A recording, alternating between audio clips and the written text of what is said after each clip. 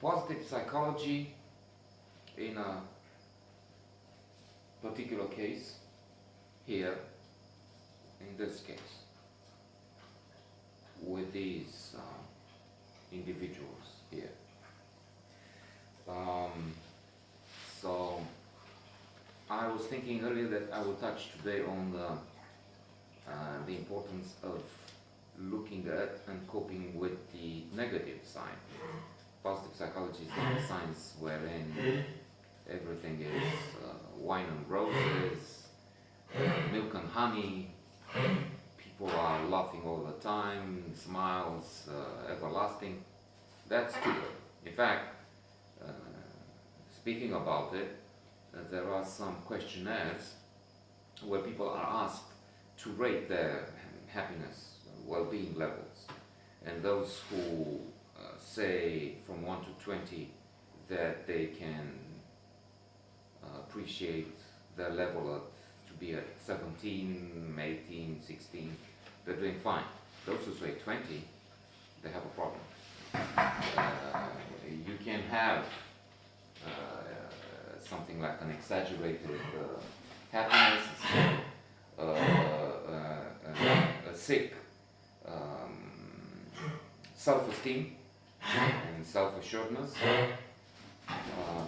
One example is known by all the world now, Trump.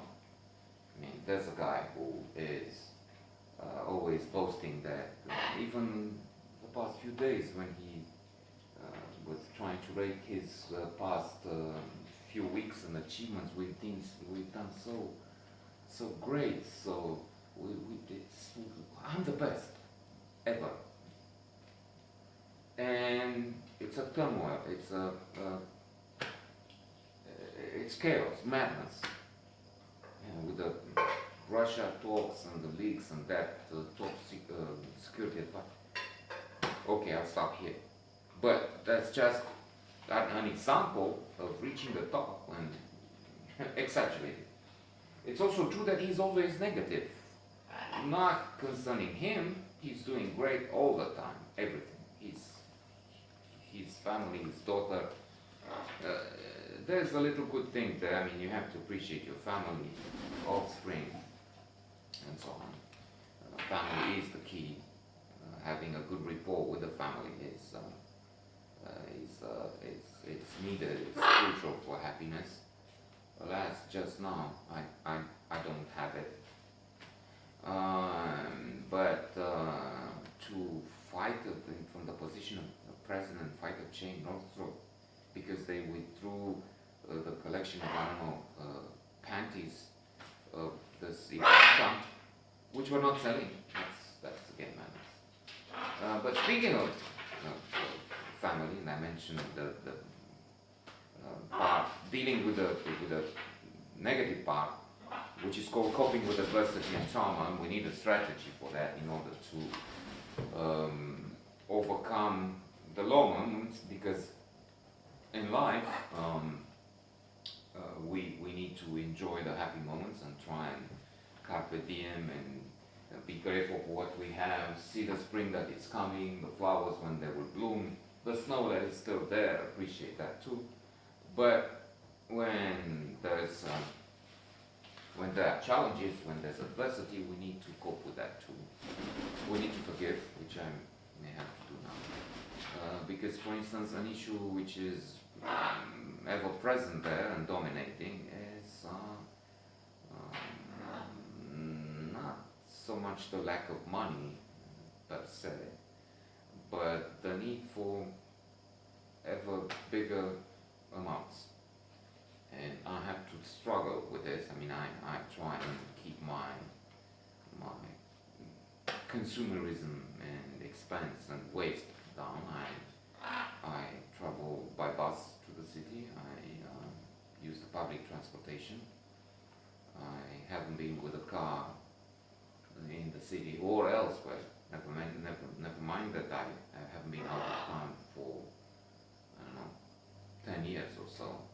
Well, I did once, but that was my sister paying for a 2-day trip to Brașov.